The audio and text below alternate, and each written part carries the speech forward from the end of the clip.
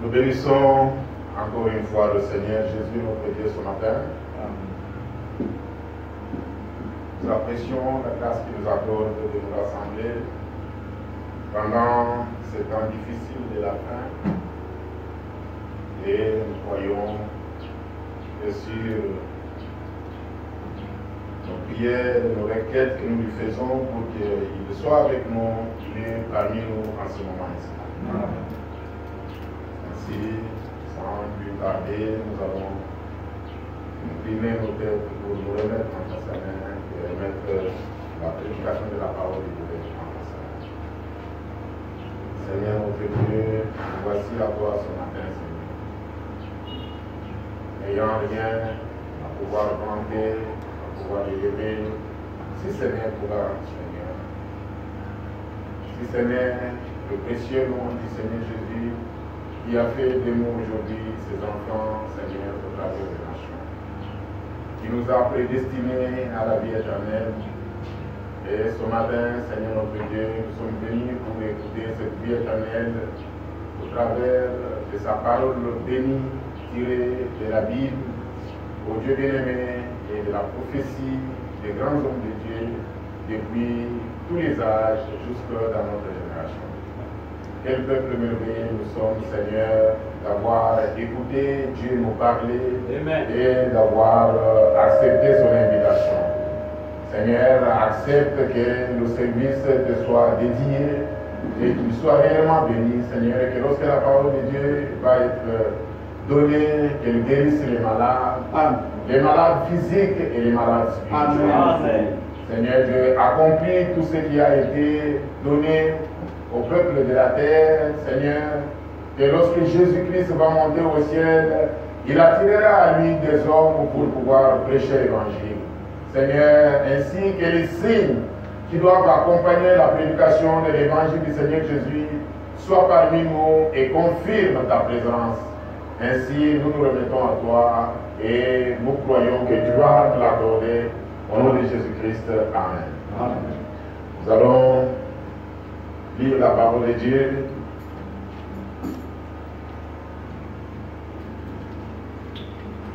Accomplissant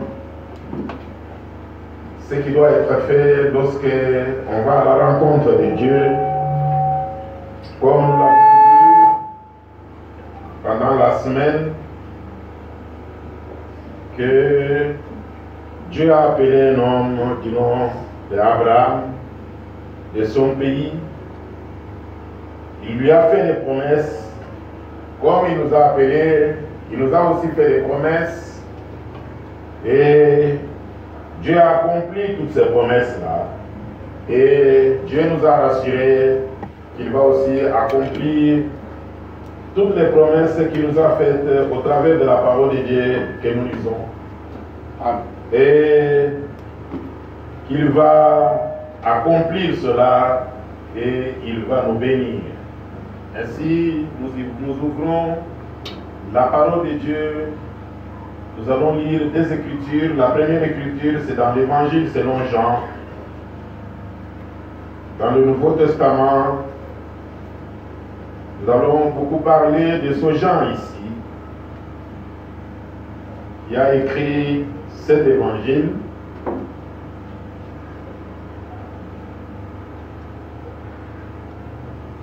Un disciple que Jésus aimait, qui lui était très proche.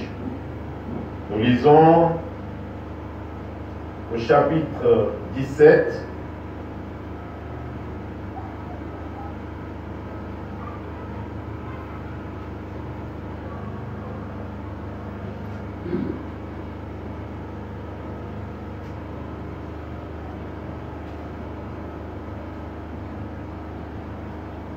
Jean au chapitre 17, nous lisons juste le premier verset. L'heure est venue, glorifie ton Fils, afin que ton Fils te glorifie. Amen. Amen. Amen. Nous allons aussi dans l'Apocalypse. Nous allons toujours lire le même Jean. qui a écrit l'Évangile selon Jean et qui a aussi écrit l'Apocalypse. Et là, nous lisons le premier chapitre, du premier verset au troisième verset. La Bible écrit « Révélation de Jésus-Christ que Dieu lui a donné pour montrer à ses serviteurs les choses qui doivent arriver bientôt et qu'il a fait connaître par l'envoi de son ange à son serviteur Jean, lequel a attesté la parole de Dieu et le témoignage de Jésus-Christ, tout ce qu'il a vu. Heureux celui qui lit et ceux qui entendent les paroles de la prophétie et qui gardent les choses qui y sont écrites, car le temps est proche. Amen. Amen. Et c'est pas ces trois derniers mots, le temps est proche, que un message a été enregistré pour l'épouse du Seigneur Jésus par le prophète messager du 7e âge. Il a intitulé ça en avril 1956. Il a intitulé « Le temps est proche ». Que Dieu vous bénisse. Si vous pouvez. Nous n'avons pas une sagesse à nous.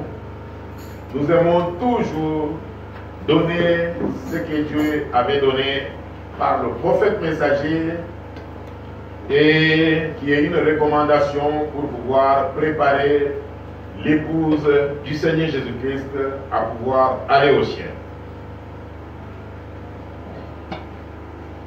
Nous sommes au mois d'avril et nous remercions le Seigneur qui nous donne de pouvoir parler de ce sujet aussi alors que nous sommes au mois d'avril. Prêcher le 8 avril,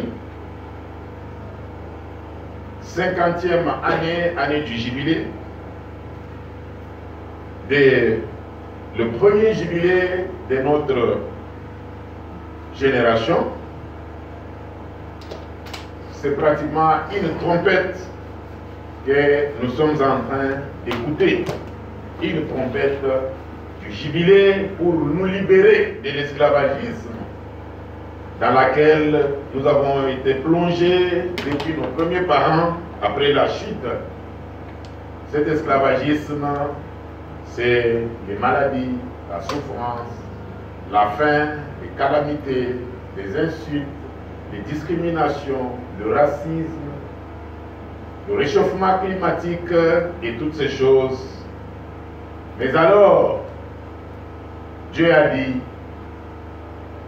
qu'il va mettre fin à cela. Dieu a dit qu'il va créer une nouvelle terre et un nouveau ciel. Mais avant que cela ne s'accomplisse, il nous a donné beaucoup de signes. C'est ce que nous avons vu avec beaucoup de serviteurs de Dieu. Nous avons suivi beaucoup de leçons, beaucoup de prédications, beaucoup d'enseignements qui parlent de ces signes qui montrent que nous sommes dans ce temps-là, le temps de la fin. Alors, aujourd'hui, nous allons voir qu'est-ce qui arrive après tous ces signes que nous avons vus. Maintenant, qu'est-ce qui va arriver? Je crois qu'on a beaucoup parlé des signes des temps de la fin. Nous avons entendu des recommandations, ce que nous devons faire.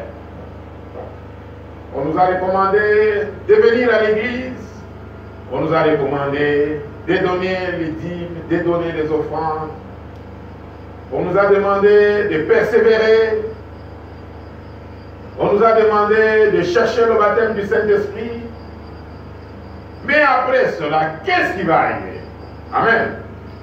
C'est sur ça que nous allons essayer de parler, que Frère Branham a parlé dans ce message ici. le temps est proche. Qu'est-ce que Frère Branham veut dire? Qu'est-ce qu'il veut dire ici? C'est comme je viens de le dire, dans les préliminaires au paragraphe 6, par exemple, regardez une recommandation, comme je viens de la répéter, il dit, d'abord au paragraphe 4, il dit maintenant, cette soirée étant la fin de cette campagne, je suis toujours heureux de me retrouver avec les gens de Chicago. Je suis un prédicateur particulier qui aime voir les villes, qui aime voir les dates. C'est ça que Dieu met sur mon cœur. Je suis toujours heureux de me retrouver avec les gens de Chicago. Vous savez, le Seigneur Jésus, il a dit, quand vous allez voir Jérusalem investie, par exemple, citer une ville, Jérusalem. Quand vous allez voir Jérusalem investie, ce sont des signes. Amen. Que ceux qui sont dans la campagne, qui n'entrent pas dans la ville. Quand vous allez voir ceci arriver, sachez que ce temps-là est proche. Et ici dit, j'aurais souhaité que tous les gens de Chicago soient exactement comme ceux qui sont ici à Lantec. Moi, je dirais qu'ils sont ici à Kinshasa, à Full Gospel Tabernacle. Et je suis sûr qu'ils le seraient s'ils pouvaient connaître le même Jésus que vous connaissez. Ils y seraient, il n'y aurait pas, si tout le monde à Chicago était comme les gens qui sont à Lantec. Ce soir, je crois que nous pourrions tout simplement envoyer la police en vacances. Ça concerne vraiment Kinshasa. C'est ce que Frère Branham dit ici. Il dit, si tout le monde pouvait être comme dans cette ville de Lantec, on n'aurait plus besoin de la police. Il dit, je crois que nous pourrions tout simplement envoyer la police en vacances. Vous comprenez? Fermer, ouvrir toutes les prisons et dire, eh bien, il n'est plus nécessaire de leur faire passer du temps. Relâchez-les. Il y aurait la paix dans cette vallée ici pour chacun. Important pour la République démocratique du Congo. Écoutez, un tel témoignage pour une ville. Donc, une ville dans laquelle il y a la paix. Pourquoi il y a la paix? Parce que les gens de Lantec, des bons chrétiens, des gens bien enseignés, qui savent comment marcher sur la route, qui savent comment entrer dans un bureau, qui savent comment recevoir les gens quand ils viennent au bureau, qui savent donner une bonne salutation, qui ne s'insultent pas, qui ne s'injurient pas. Ils sont.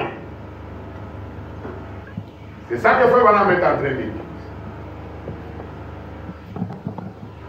Des choses qu'il faut enseigner au peuple de ce pays.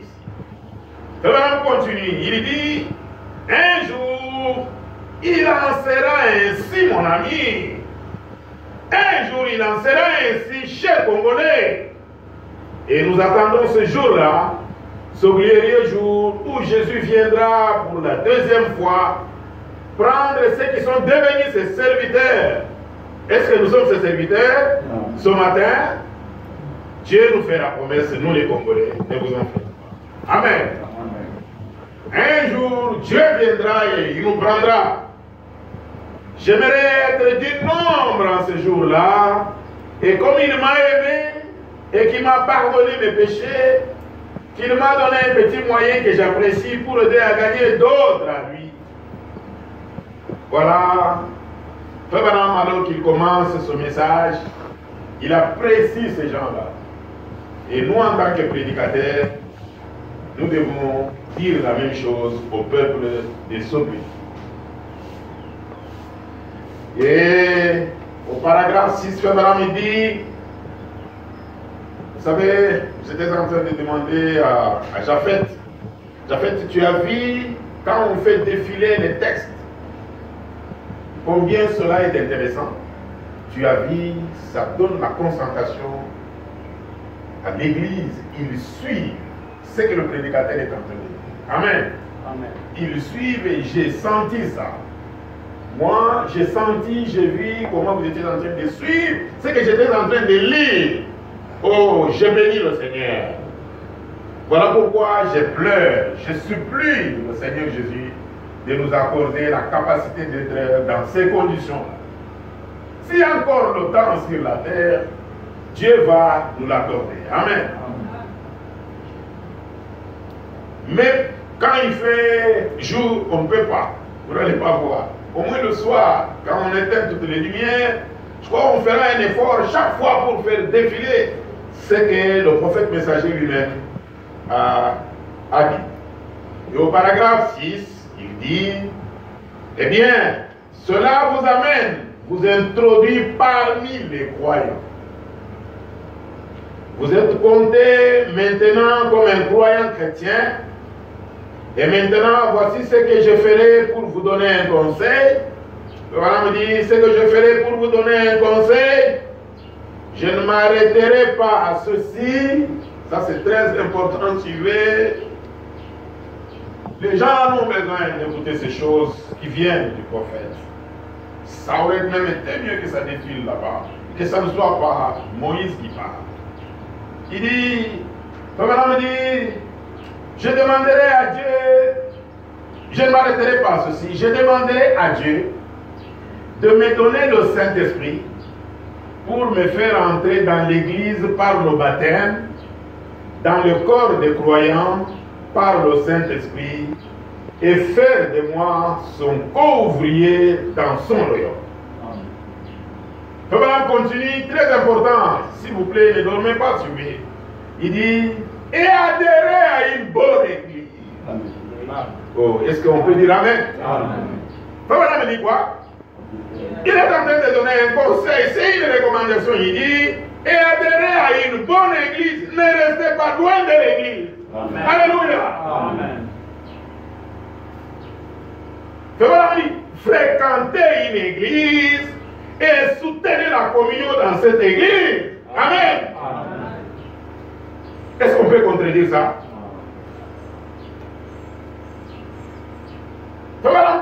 Et ceci vous concerne, vous tous qui avez été sauvés dans ces réunions. Amen. Amen.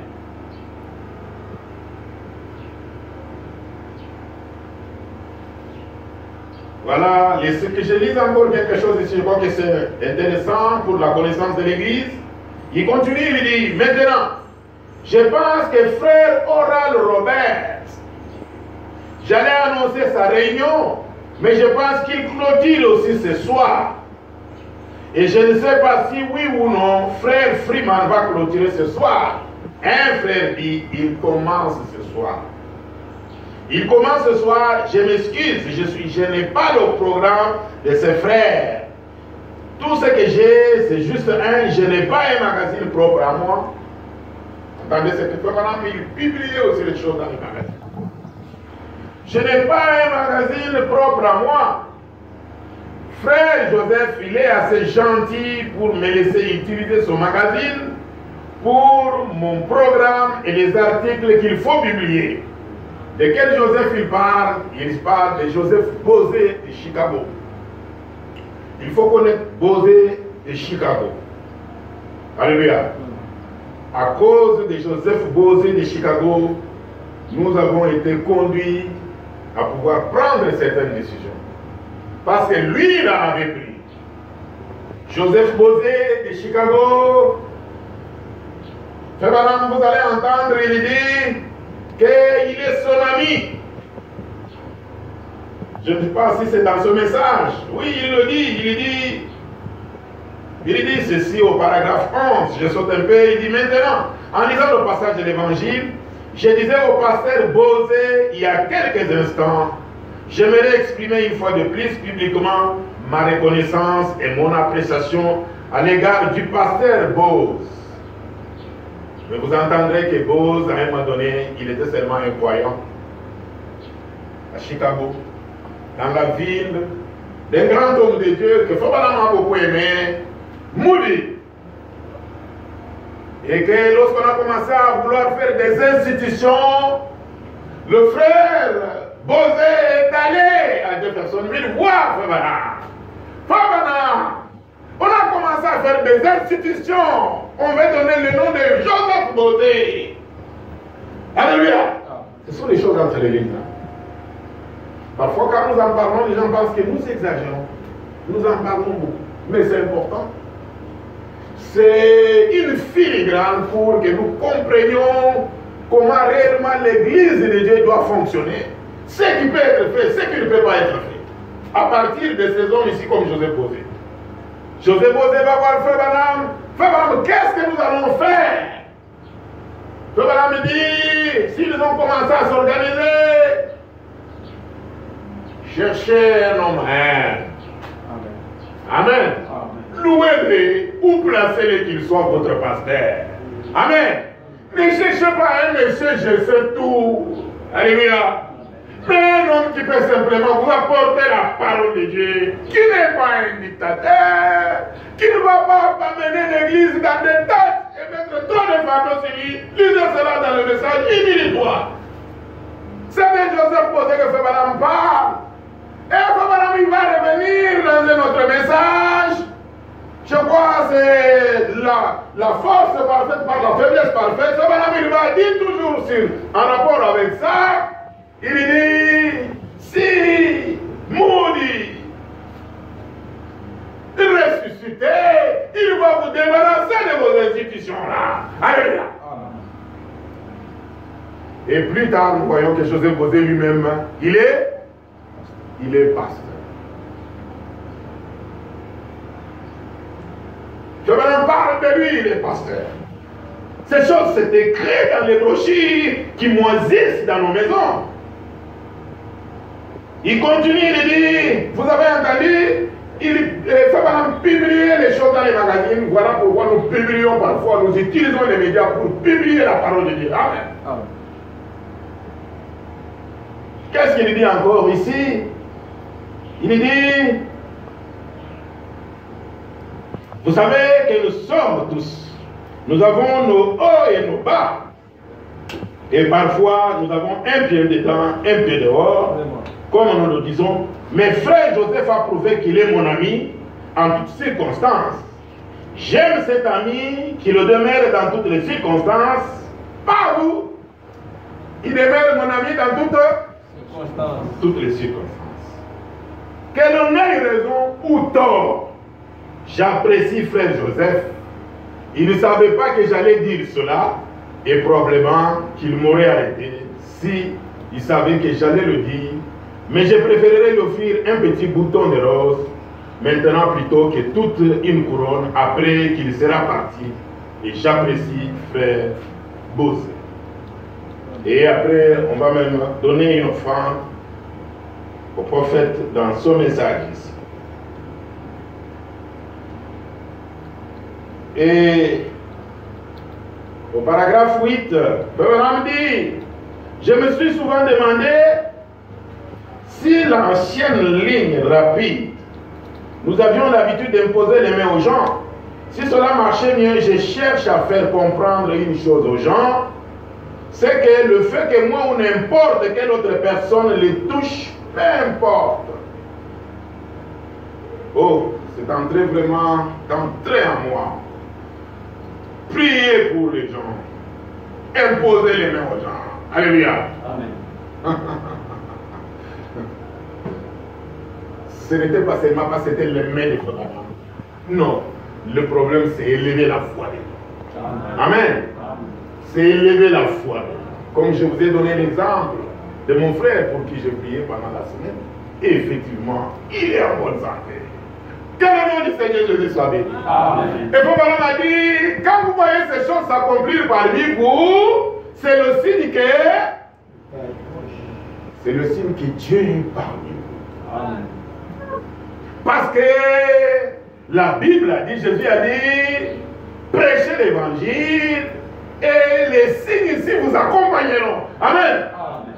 Mon frère, que j'ai discerné, j'ai regardé, j'ai vu, il n'est pas bien. Si je le laisse partir comme ça, Non, je peux entendre une nouvelle qu'il est tombé, un AVC ou quelque chose comme ça. Il dit j'ai mal, et tout ça. Je viens de l'hôpital, on m'a pris l'attention. Je regarde, je dis, vous pouvez lui donner de l'argent, mais cela ne va rien faire. Frère Branham me dit, c'est Dieu qui guérit. Amen. Je me suis mis à lui parler de la parole. Je lui ai lu le prophète. Les mêmes choses que nous lisons ici avec lui. Et quand je lui ai dit, j'ai vu sa lueur changer. Et puis après, j'ai dit, ok, on a terminé, vous pouvez partir. Il dit, mais comment? Je vais partir. Ah, vous savez qu'est-ce que j'ai vu? Quand il a réagi comme ça, il dit, priez pour moi. J'ai dit, ah, c'est la mère au Poussoum, elle avait besoin de la guérison. Elle est allée chez le prophète. Alléluia. Alors je lui ai dit, parce que tu crois, est-ce que tu crois ce que nous avons lu? Alors je vais prier pour toi. Et j'ai prié, je lui ai imposé les mains, je lui ai fait l'onction d'huile. Et j'ai remercié le Seigneur Jésus, mon frère va bien. Amen. Amen. Et ça me dit ceci.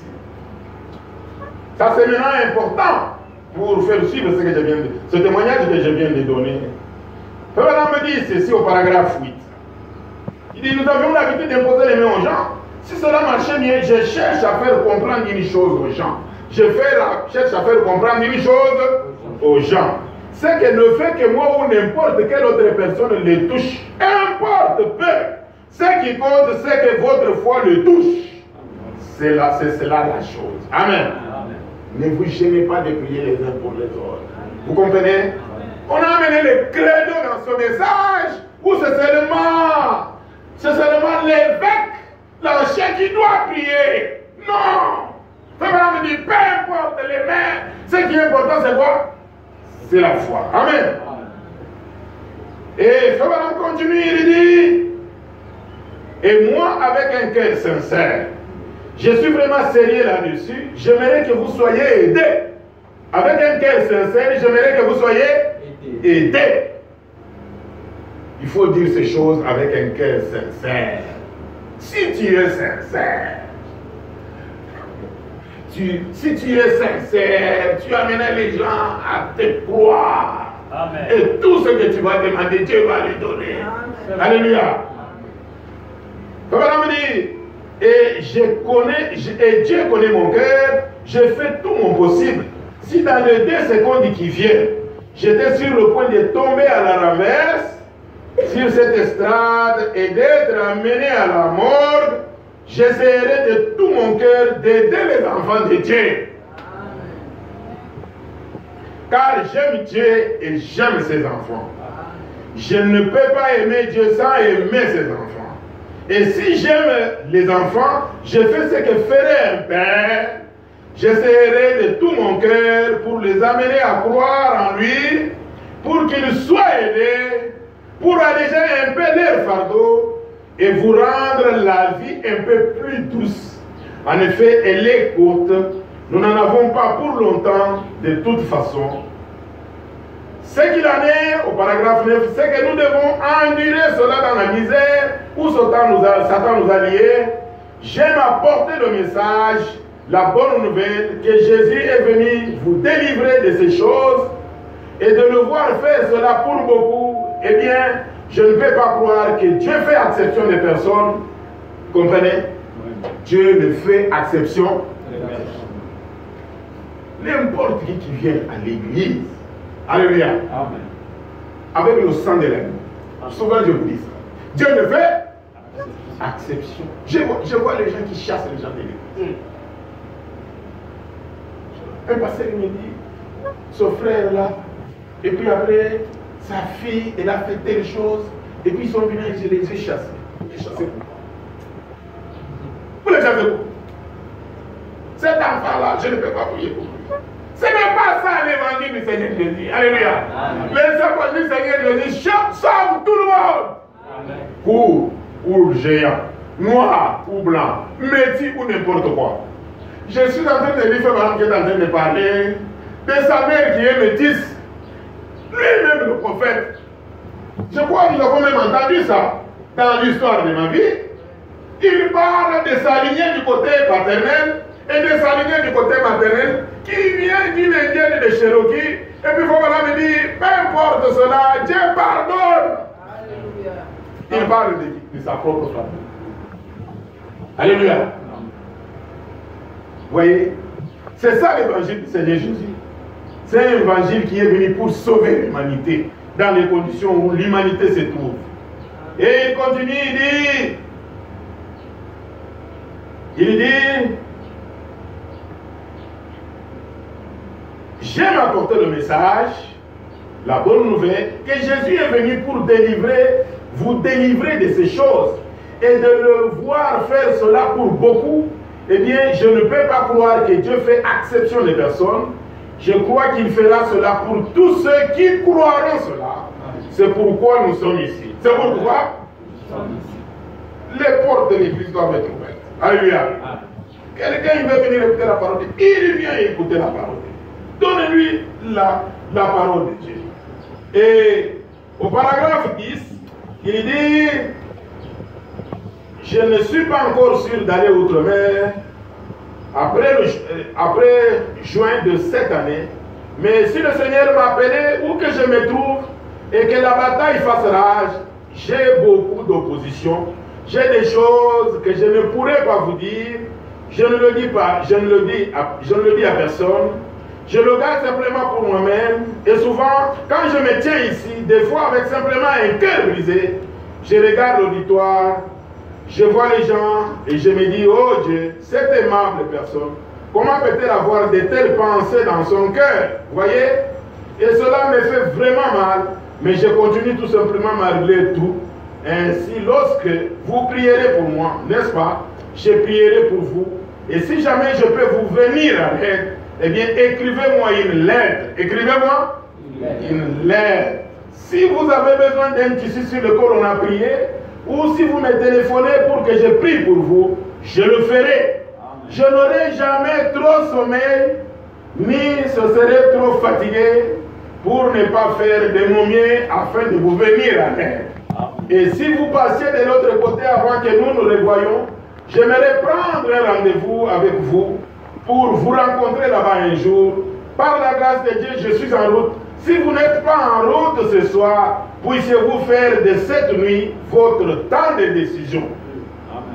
Essayez de faire de cette nuit votre temps de décision. Ou vous ferez votre choix pour Jésus-Christ, que Dieu vous bénisse. Amen. Le frère Madame, il dit qu'il aime le peuple de Dieu. Et c'est ça que nous devons faire. Un de mes enfants m'appelait et voulait me parler, mais savez, papa, comment tu vas et tout ça. Il ne m'a pas eu. C'était le service, on était en plein service. Quand je l'ai rappelé, papa, je t'ai appelé, tu n'as pas pris. J'ai dit, j'étais à la chair. Il me dit, ah, j'ai compris que tu es à la chair. Je lui ai dit, je vais mourir en train de prêcher la parole. Parce que c'est ce que le prophète est en train de dire. Pour aider les gens. Amen. Pour faire quoi? Pour aider les gens. Je dois aimer le peuple de Dieu. Un serviteur de Dieu, il doit aimer le peuple de Dieu. Il doit être disponible au peuple de Dieu. Et nous continuons maintenant. Maintenant, nous entrons dans le sujet. Je suis en train de vous rapporter ce que votre prophète a prêché en ajoutant mes petits commentaires pour actualiser. Il commence toujours comme ça avec des préliminaires et maintenant il va entrer dans la prédication de la parole de Dieu. Et la partie importante, nous allons la commencer maintenant à partir du paragraphe 15.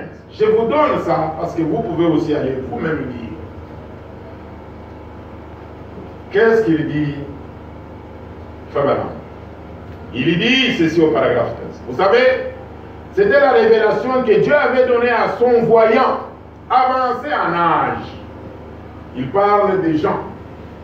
Jean qui nous a fait lire l'évangile selon Jean, et c'est lui-même qui a écrit le livre de l'Apocalypse. Vous savez, c'était la révélation que Dieu avait donnée à son voyant avancé en âge. le dernier des prophètes de cet âge. Vous savez, les gens, ils ne savent pas que Jean était prophète. Quand on parle des prophètes, ils voient seulement dans l'Ancien Testament. Jérémie, Moïse, Isaïe. Mais Frère Branham est en train de dire, un voyant, un des derniers prophètes. Il dit, le dernier des prophètes de cet âge-là, le dernier des prophètes, il y en avait même beaucoup. Des prophètes, il y a un problème. Mes frères, il y a un problème. Nous avons reçu le message dans ce pays, nous sommes vraiment à 50 ans. Mais il y a un problème. Nous devons nous regarder en face. Est-ce que nous avons compris la parole? Est-ce que nous avons compris la doctrine de la parole? Je commence à douter. Parfois, quand je parlais avec un frère qui apporte la parole, je dis, yeah. Non, beaucoup pas. Donc, j'ai dit, est-ce que nous comprenons les choses? Je voulais savoir si quelque chose qu'il avait apporté. Et regardez ici, c'est que Frère Branham est en train de dire. L'impression qu'il y a, c'est que les prophètes, il y en a eu seulement dans l'Ancien Testament. Beaucoup de gens disent ça. Mais le prophète est en train de dire ici, un des derniers prophètes de cet âge-là, dernier des prophètes authentiques qui étaient avec Jésus, des prophètes authentiques qui étaient avec lui. Alléluia. Parce que Jean-Baptiste aussi c'était un prophète. Amen. Mais quand vous lisez dans l'Ancien Testament, est-ce que vous voyez un livre écrit par Jean-Baptiste? Ce n'est pas écrit. Et ça passe inaperçu. On parle seulement de Jean-Baptiste, quelqu'un qui est venu, qui était dans le désert. Mais ici on nous dit c'était un prophète. Et il n'était pas seul, il dit un des derniers prophètes qui était là avec Jésus. Jean. Et beaucoup de théologiens croient que c'était Jean le bien-aimé qui était couché sur son sein. Et il a été exilé sur l'île de Patmos à cause de la parole de Dieu. Et c'était lui l'homme qui, une fois, après avoir suivi le Seigneur Jésus, c'est lui qui avait voulu consumer une ville parce que les gens avaient refusé de leur donner à manger. Il a dit qu'on fasse descendre le feu du ciel. Mais combien Dieu l'a changé? Il y a quelque chose de très important qu'il faut en bas dire. Combien Dieu l'a changé depuis que Christ n'était plus hors de lui? Combien Dieu l'a changé depuis que Christ n'était pas? Depuis que Christ n'était plus hors de lui. C'est qu'à un moment donné, Jésus-Christ n'était pas en Jean, il était où? À l'extérieur des gens. Nous pouvons être dans cette situation. Parce que Jésus-Christ est parmi nous ici. Mais il faut qu'il entre au-dedans de nous. Amen. Que nous puissions le faire entrer au-dedans de nous et ne pas le laisser à l'extérieur. Et Frère Branham me dit,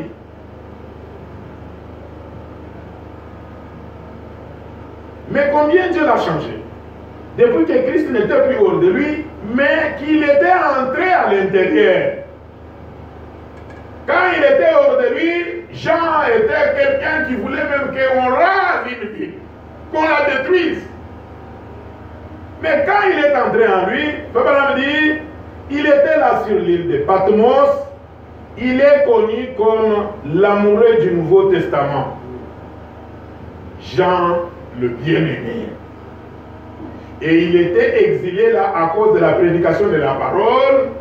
Et il était dans l'esprit au jour du Seigneur. Amen.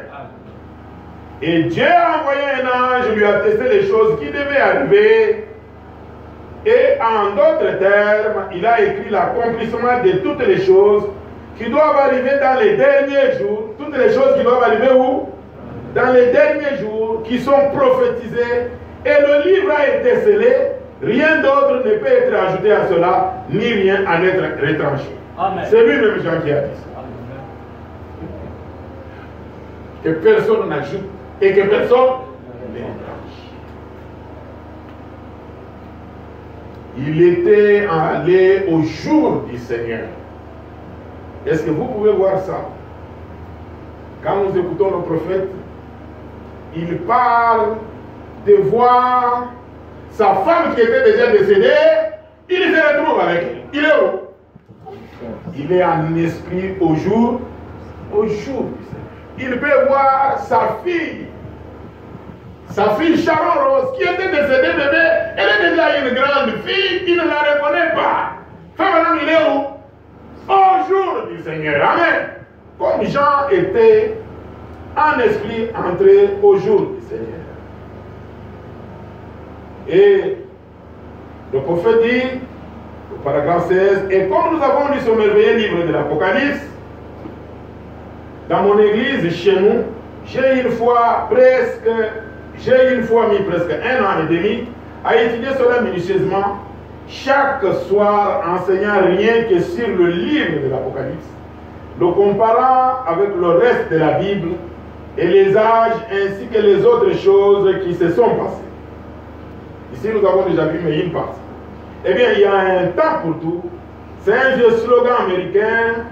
Maintenant, frère Madame, il va maintenant vous expliquer c'est quoi le temps est proche. Suivez, s'il vous plaît. Je ne sais pas, la chaleur, ça vous dérange. Vous somnolez, bougez. Ne manquez pas, s'il vous plaît. S'il vous plaît, ne manquez pas. Secouez-vous, secouez papa. Touchez papa, touche papa. Touchez-vous. Frère Madame dit, eh bien, il y a un temps pour tout. Il y a un temps. Il y a un temps pour tout. C'est un vieux slogan américain et c'est vrai. Il y a un temps où vous devez labourer la terre pour planter vos semences. Il y a un temps où vous devez semer la semence. Ensuite, il y a un temps où vous récoltez votre semence. Amen. Alléluia. Amen. Il y a eu un temps où Jésus-Christ devait mourir pour nous à la croix. Et puis il y a eu un temps où il a donné des prophéties. Et puis il y a eu un temps où il a envoyé les disciples. Et puis il y a eu un temps où le Saint-Esprit est descendu sur les gens.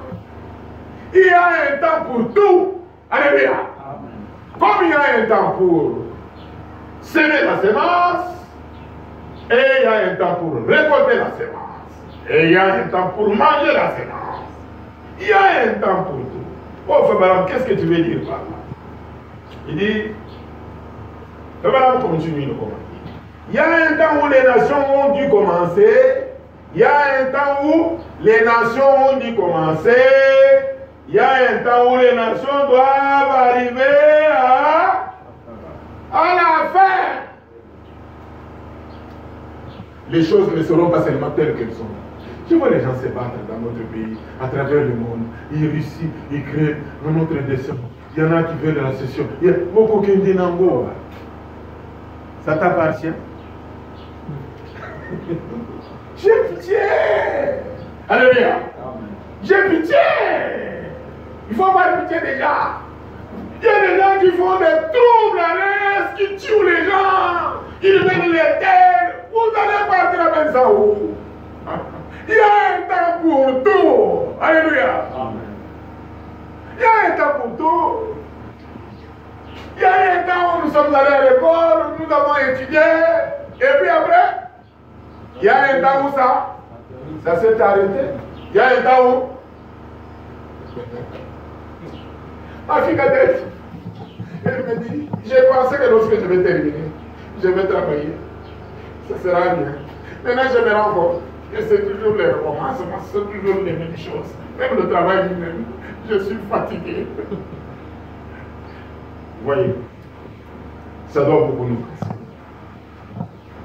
Et maintenant, on continue. 17. Et le temps, chaque personne doit en arriver au temps où elle doit prendre une décision. Amen. Parce qu'il y a un temps pour toutes choses. Chaque personne doit en arriver à un moment donné à prendre une décision. Il doit y avoir un temps où vous décidez si vous allez vous marier ou pas. Ensuite, la décision que vous et votre ami, vous devez prendre. Votre ami ici, c'est la personne, la fille que vous fréquentez, ou le garçon qui vous fréquente. Il dit, vous devez, si vous allez vivre ensemble, ou plutôt être mariés ou pas, il y a toutes sortes de décisions à prendre dans la vie, et on traîne longtemps pendant une certaine période, et puis un temps arrive où la chose doit être réglée. Amen. Amen. Et une période pendant laquelle ça doit être réglé. C'est le dernier moment. Cela doit arriver maintenant d'une façon ou d'une autre. Et amis chrétiens, je crois que nous vivons au temps de la fin, où tout ce qui est écrit dans la Bible, il est temps maintenant que tout cela s'accomplisse. Amen. Nous avons entendu sur l'histoire. Nous avons vu une femme puissante devenir présidente, vice-présidente des États-Unis. Ce qui a été annoncé depuis 1933, n'est-ce pas? Nous voyons la Russie monter, nous voyons la Chine monter, nous voyons toutes ces choses. Nous avons vu toutes ces choses. Mais maintenant, nous devons savoir que ces choses-là doivent avoir un temps où ça va s'arrêter. Et qui vous suivez? C'est ça la finalité que Frère Branham est en train de nous montrer ici. Il y a des choses qui ont été annoncées il y a 2000 ans. On a attendu, on a attendu. On est en train de nous enseigner ici. C'est comme Noé. Il a pris 120 ans pour prêcher la parole. Et les gens ont commencé à se moquer de lui. C'était le 1 temps. Et il est arrivé un temps où la pluie en fin de compte est tombée. Amen. Le Frère Branham dit. Et amis chrétiens, je crois que nous vivons au temps de la fin. Où tout ce qui est écrit dans la Bible, il est temps maintenant que tout cela s'accomplisse. Et je crois que les choses même que nous voyons arriver maintenant arrivent exactement à temps d'après la parole de Dieu. Amen. 18. Maintenant, il y a un temps où Dieu créa les cieux et la terre et il plaça l'homme sur la terre. Et puis quand l'homme a commencé à se multiplier, à devenir plus important sur la terre, construisant des villes. Construisant des villes. Et que beaucoup de gens commencèrent à se reproduire, la méchanceté s'est installée dans les cœurs des gens. Et le temps arriva où Dieu devait envoyer le jugement. Dieu avait fixé un temps pour ce jugement. Amen. Maintenant, Frère Branham va dire, il y a un temps où Dieu parla à Abraham, au paragraphe 19, et lui dit que sa postérité séjournerait pendant 400 ans, et qu'elle serait maltraitée dans un pays païen, mais qu'il les en ferait sortir par une main puissante. Or, avant que cela ait lieu, c'est que Dieu avait dit, Dieu a dit préparer une nation. Dieu a dit préparer une nation. Il avait dû préparer un peuple. Vous êtes ce peuple-là. Amen. Et puis, il avait dû préparer un Moïse. Dieu a préparé un prophète dans cette génération. Pour qu'il aille là, Dieu fait conquérir tout comme il faut, juste comme des rouages qui tournent ensemble. Amen. Regardez, ce que nous sommes en train de voir, c'est aussi ça. Voyons, ça nous montre l'heure qu'il est. 10 heures, 7 minutes. Mais derrière, il y a beaucoup d'engrenages qui font concourir pour que nous puissions avoir la petite aiguille à 11, la longue aiguille ici à 1, la petite aiguille qui tourne beaucoup plus rapidement. C'est ça la situation dans laquelle nous sommes.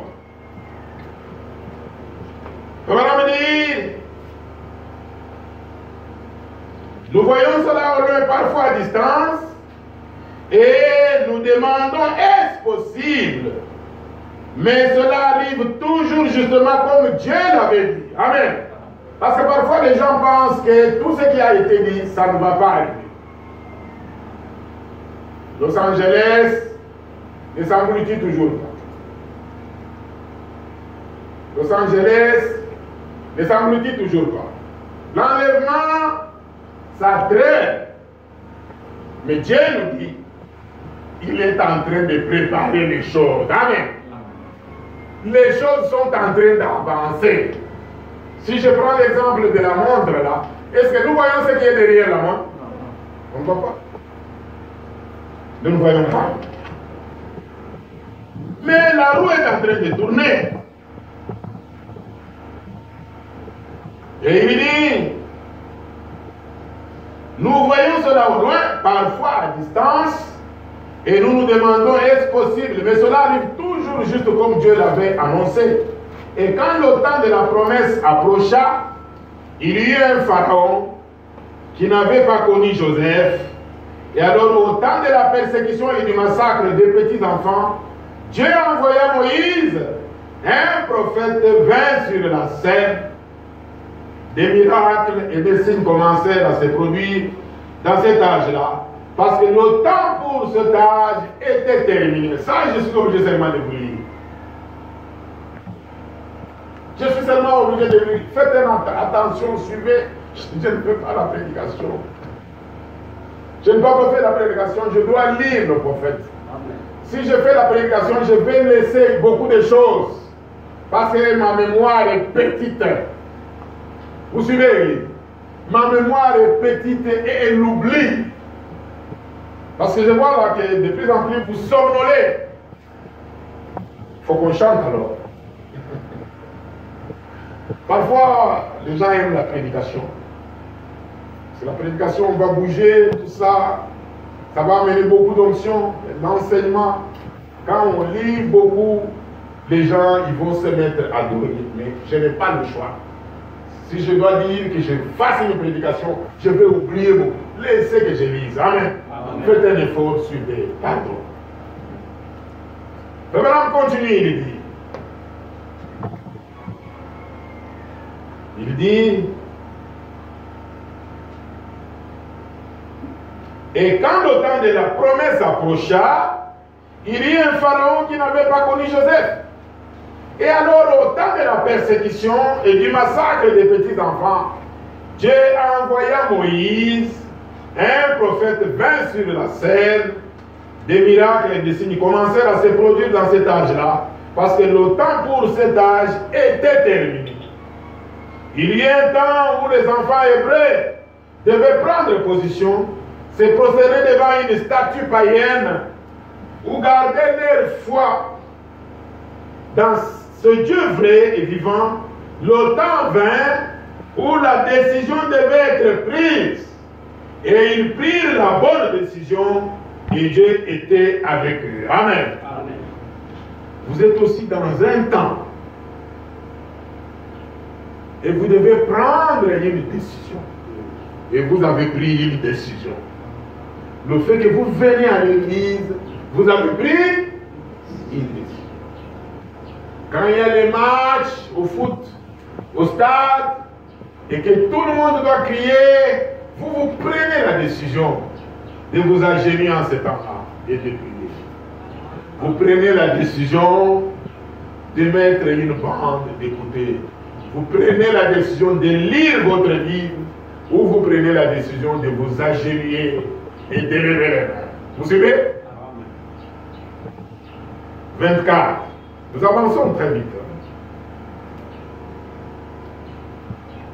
Nous avançons très vite.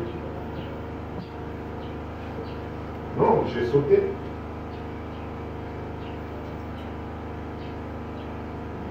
C'est 20. Il y a un temps où le prophète Daniel devait prendre une décision. Ne pas prier et observer la tradition de la religion de ce pays-là, ou conserver ses habitudes de communion avec Dieu, comme je viens de faire le commentaire. Ouvrir les fenêtres et prier en regardant dans la direction du temple chaque jour. Et Daniel a dû prendre sa décision et finalement le temps le contraignit et le força à décider là-dessus. Touchez mes filles là qui sont en train de dormir. 21. Dieu, lorsqu'il dit quelque chose, il amène cela au niveau qu'il faut. Et Daniel a dû prendre la décision et il est allé directement à son lieu d'adoration. Il a ouvert les fenêtres et a adoré Dieu. Dieu a protégé son prophète. Amen. Amen. Quand vous le faites, Dieu va vous protéger. Amen. Amen. Amen. Dieu fera toujours cela. Il y a un temps où il devait y avoir la voix de celui qui crie dans le désert. Et Esaïe, 812 ans avant, avait prophétisé qu'il y aurait la voix de celui qui crie dans le désert. C'est à peine si les gens ont su cela, c'est à peine si les gens ont su toutes ces choses que nous écoutons ici. Beaucoup de gens ne sont pas au courant. Il y a une minorité, un petit nombre de gens qui écoutent ces choses. C'est à peine s'ils attendaient cela, les années se sont écoulées. L'idée du surnaturel, la pensée des choses avait disparu des cœurs des gens. L'enlèvement aujourd'hui, est-ce que les gens y croient? Est-ce que les gens croient qu'il y aura un enlèvement? Réellement. Est-ce que les gens croient qu'il y a un surnaturel qui va amener les gens au ciel? Est-ce que les gens croient?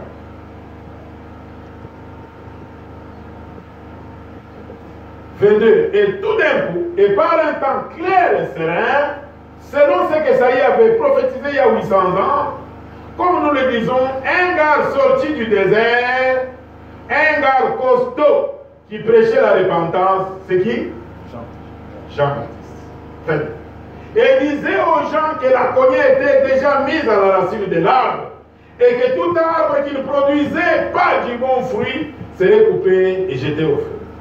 Et il disait, moi, je vous baptise d'eau pour la repentance. Mais il y en a un qui vient après moi. Si les gens avaient été attentifs à la prophétie de Dieu, ils auraient su que Jean devait préparer la voie du Seigneur selon la prophétie. Amen. Est-ce que vous êtes préparés selon la prophétie pour voir l'enlèvement arriver? Amen. Vous savez que d'ailleurs, on ne parle plus beaucoup sur l'enlèvement. On nous parle, c'est une grâce. Diacre, c'est une grâce, diacre, que nous puissions parler de l'enlèvement de temps dans cette église. C'est une grâce.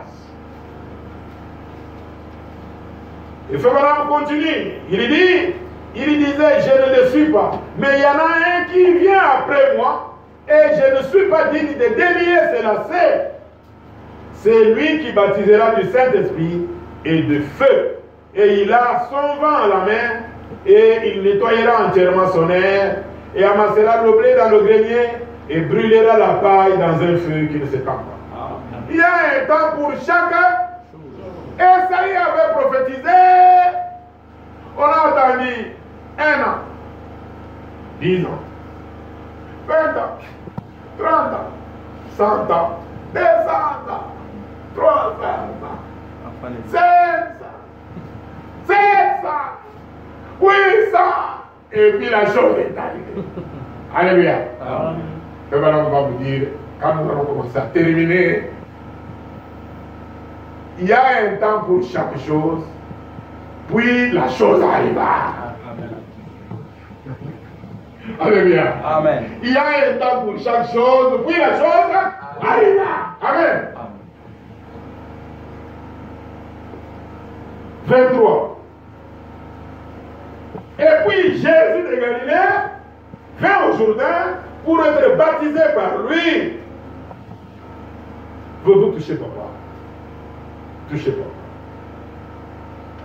Et puis Jésus de Galilée vint au Jourdain pour être baptisé par lui. Et pourtant, la chaleur a commencé à diminuer. Je ne sais pas pourquoi aujourd'hui, les gens sont très apaisantis. La chaleur a commencé à diminuer. Aujourd'hui, nous sommes à moins de 30. On est... Oh, je vois là. Non, on est à 31. Normalement, on est à 34 ici. Mais maintenant, là, tout de suite, là, nous sommes à 31. Il est quelle heure?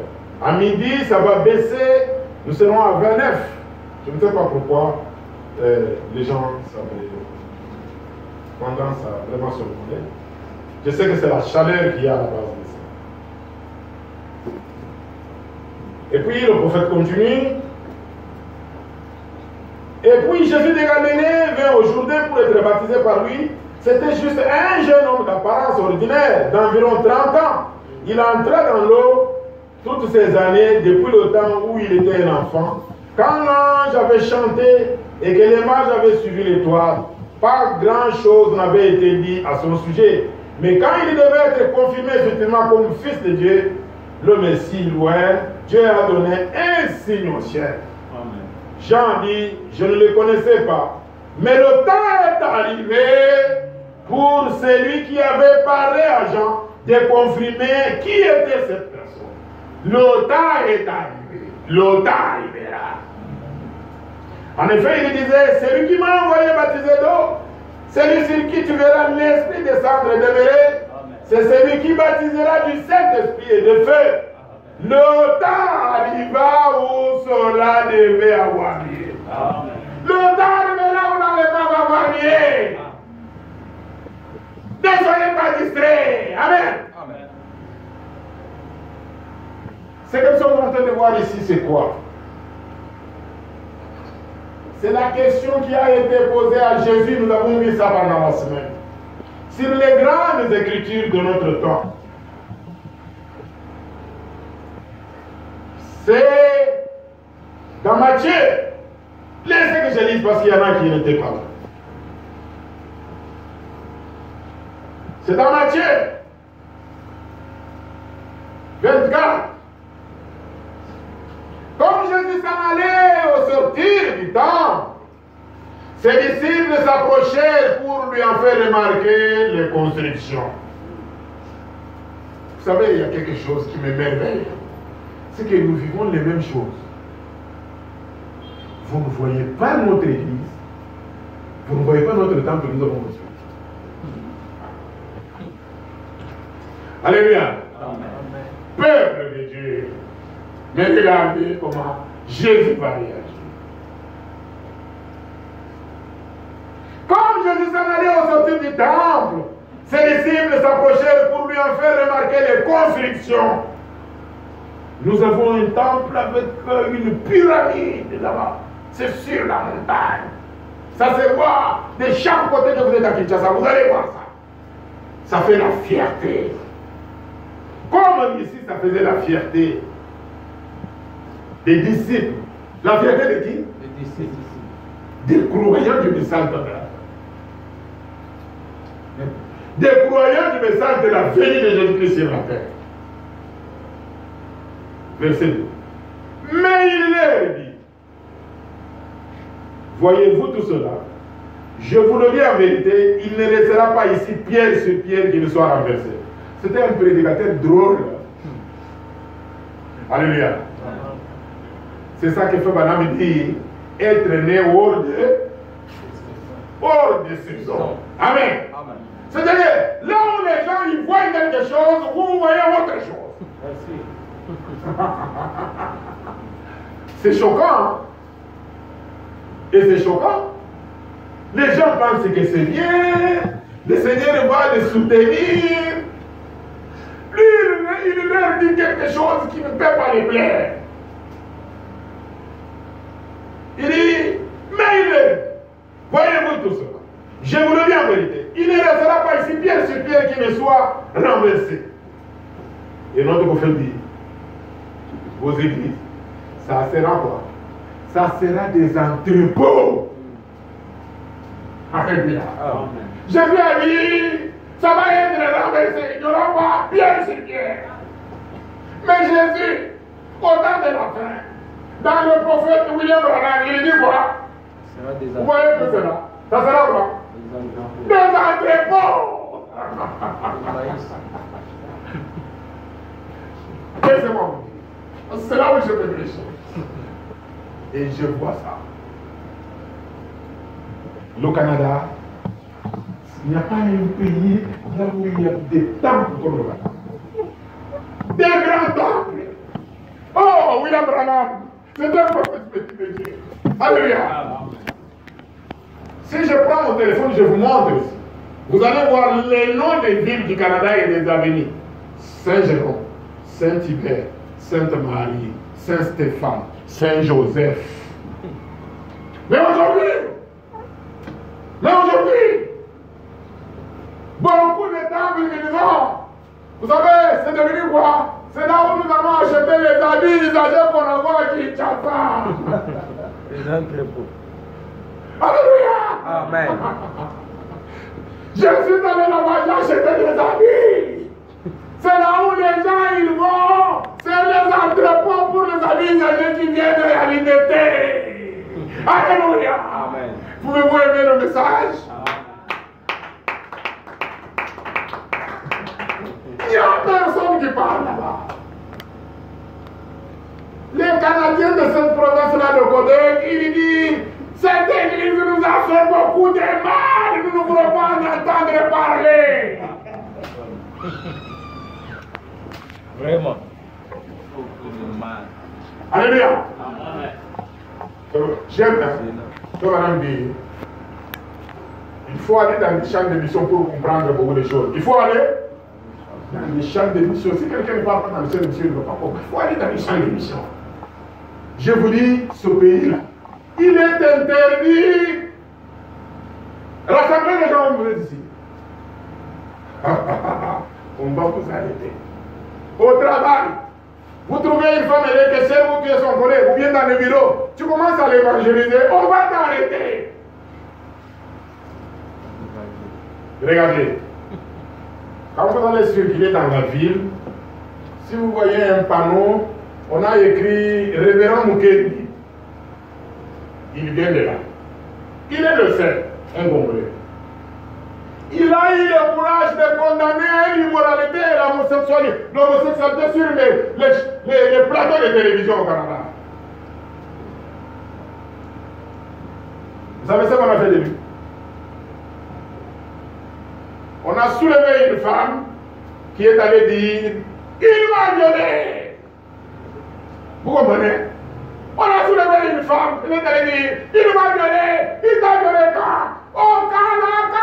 À ce moment-là, on n'était même pas encore pasteur. » Vous voyez ce que le diable fait? Et puis, on l'a traduit en justice. Regardez. On n'est pas pour un message de la. Mais vous savez, il prêche quoi? Ne vous conformez pas au siècle présent. Ne vous conformez pas. Il tape dur. C'est grave, hein? Quand quelqu'un comme ça, interventionnel, peut apporter le tel message. Ne vous conformez pas au siècle présent. Qu'est-ce que ça veut dire? Le football, la télévision, le téléphone, les maboquets, toutes ces choses. Ne vous conformez pas au siècle présent. L'homosexualité.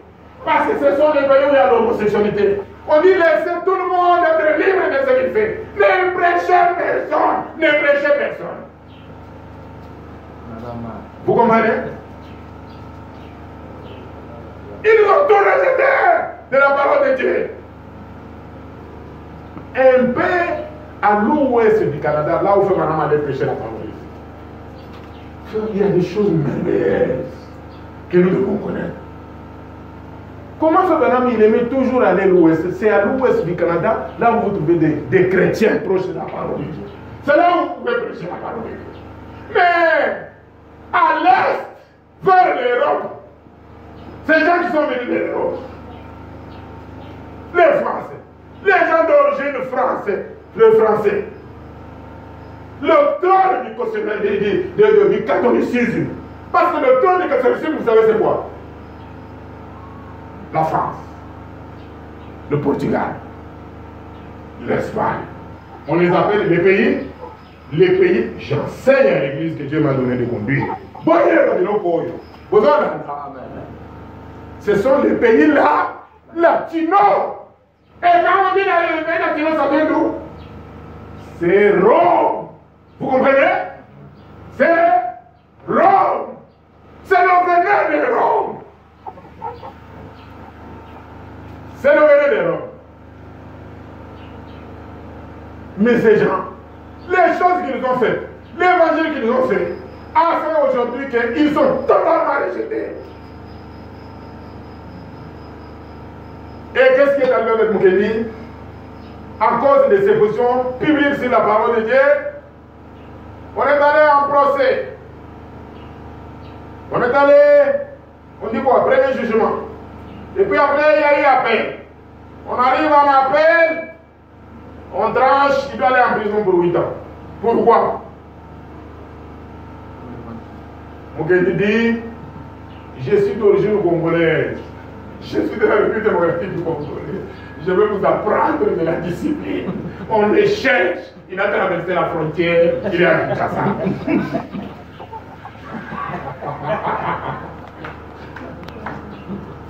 Et le Canada ne peut pas l'arrêter à Kinshasa parce que la République démocratique du Congo n'a pas une alliance judiciaire avec le Canada. Il est ici à Kinshasa. Maintenant, il prêche quoi? Il a cherché à aller prêcher quelque part. Il y a eu des complications. Maintenant, il fait quoi? Il utilise les bâtiments de notre Congolais sur Willeri là. C'est là où maintenant il fait ses réunions. Amen. Et il prêche toujours, ne vous conformez pas au siècle. Je veux que ça entre très fort. Alléluia.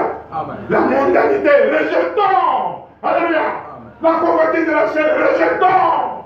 Alléluia. L'impudicité, rejetons. Alléluia. Amen. C'est ça, ne pas se conformer au siècle présent. Mukendi qui n'a pas la révélation que vous avez, il prêche ça. Moi, je vais prêcher comment? C'est une honte pour nous. Avec ce grand message que Dieu nous a donné. C'est une honte. Quand je vois maintenant je vois les anciens qui ont porté ce message, je les vois, ils sont fatigués. C'est pas possible, il y a quelque chose qui ne va pas. Alléluia. Amen. Il y a quelque chose qui ne va pas. Les anciens qui nous ont porté le message, je vois, ils sont devenus fatigués. Il y en a qui ne sont plus capables de pouvoir prêcher. Qu'est-ce qui se passe? Qu'est-ce qui se passe? Alléluia. C'est alors que Fabien m'a dit, les laïcs vont se tenir debout, ils vont prêcher l'évangile. Les laïcs vont se tenir debout, ils vont prêcher l'évangile. On continue. Nous sommes en train d'arriver. On dit, au paragraphe 23, le temps arriva où Jésus devait commencer son ministère pour que des miracles, des signes et des prodiges s'accomplissent. Le temps arriva pour que les pharisiens le rejettent, pour que l'Église le rejette. Pour que l'Église, le temps arriva pour que la crucifixion, le temps arriva pour la révélation, le temps arriva pour la résurrection. Et toutes ces choses ont un temps limité. Toutes ces choses ont un temps limité. Là où vous êtes, ne pensez pas que nous serons toujours comme ça. Vous comprenez? Préparez-vous. Y a-t-il une décision que vous devez prendre avec Dieu? Prenez la décision. Amen. Amen. Prenez la décision. C'est ce que nous sommes en train d'enseigner dans ce sujet. 24. Le temps arriva pour que la femme qui avait une perte de sang, qui avait attendu toutes ces années, soit guérie. Et elle avait consulté des médecins pendant plusieurs années, mais la perte de sang continuait. Les médecins lui avaient donné le médicament et rien n'arrêtait cela. Mais le temps arrivé où il s'est dit dans son cœur, j'ai écouté cet homme et je crois qu'il est le Messie. Si seulement je peux toucher son vêtement, je serai complètement guéri. Et si vous croyez cela dans votre cœur, Dieu est alors tenu de vous présenter cela. Amen. Si vous croyez cela. Amen.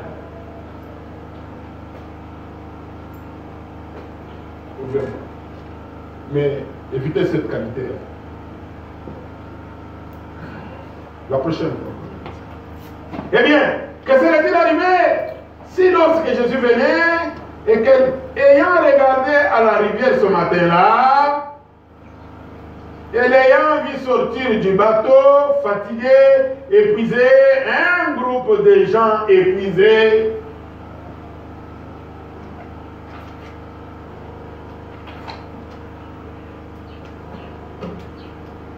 et si elle avait dit, eh bien, j'ai entendu les gens se moquer de lui, je ferais peut-être mieux de ne pas y aller.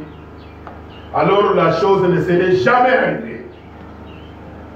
Mais Dieu l'a présenté, et quand Dieu l'a présenté, elle est allée, elle a touché, elle a cru, parce que ce temps-là, c'était son temps. 25. Le temps arriva où, lorsqu'il lui dit à Nathanaël autrefois, parce que je t'ai dit d'où tu étais et comment tu t'appelles, ou autre chose, tu as cru cela, tu vas, le temps arrivera où les morts qui sont dans les tombes entendront la voix du Fils de Dieu et en sortiront. Amen. Et le temps arriva où cela devait avoir lieu. Et il se dirigea vers la tombe de Lazare. Et les apôtres se tenaient là, se tenant tout autour. Jésus rappela à la vie un homme mort depuis 4 jours. C'est Lazare, vous connaissez. Eh bien, mon ami, Frère dit, eh bien, mon ami, le temps arriva où le temple devait être détruit. Et j'allais bien là. J'avais coupé. Et je reviens. Nous en sommes où? C'est ce que Frère est en train de dire ici. Il lui dit en fonction de quoi? Je rentre dans Matthieu 24. Mais il est lui. Voyez-vous tout cela? Je vous le dis en vérité, il ne se laissera pas ici pierre sur pierre qui ne soit renversé. 3. Il s'assit sur la montagne des Oliviers et les disciples vinrent en particulier lui faire cette question. Dis-nous, quand cela arrivera-t-il et quel sera le signe de ton avènement et de la fin du monde? Voilà, ici. Il s'assit sur la montagne des Oliviers. Et les disciples vinrent en particulier lui faire cette question. Dis-nous, quand cela arrivera-t-il? Quand est-ce que le temple va être détruit? Frère Branham dit, le temps arriva et le temple fut détruit. Et quel sera le signe de ton avènement et de la fin du monde? Frère Branham dit, il y a 3 choses. Vous voyez ici, dans Matthieu 24, quand il a commencé à répondre, il a donné les signes pour ce qui va arriver pour 3 choses. La première chose, la destruction du temple. Frère il en parle, je crois si je ne me trompe pas, c'est dans le signal rouge de sa Bible. La deuxième chose, quel sera le signe de ton avènement? Quel sera le signe de ton avènement? C'est ça qui nous concerne, c'est là où nous sommes. Vous comprenez? Amen. La troisième chose concerne quoi? La fin du monde. Il n'est pas question de la fin du monde. La fin du monde va arriver après l'avènement. L'avènement dont nous parlons ici, c'est quoi? L'enlèvement. Jésus-Christ nous prend à la maison. Amen. Vous comprenez? Jésus-Christ nous prend à la maison. Comme Rebecca a été emmenée par Eliezer à la maison. Quand nous sommes à la maison, il y a des tribulations qui viennent sur la terre, il y a des grandes guerres atomiques qui vont se déclencher. Ah, c'est bien que je puisse en parler, c'est pour que vous compreniez. Vous comprenez, prenez ça, lié au message, hâte-toi de te sauver de là. Amen. Hâte-toi de te sauver de là, sors de Sodome, viens ici l'autre. Amen. L'ange est allé, il a parlé à l'autre. C'est ce que l'ange est en train de faire maintenant. L'autre est sorti, Noé est entré. Amen. Noé est entré où? Dans l'arche. Nous sommes en train de construire notre arche maintenant. Nous sommes en train de construire l'arche. Frère Branham en parle dans son message. L'arche était sur la montagne. Et Noé est entré, il n'y a eu que Noé et sa famille.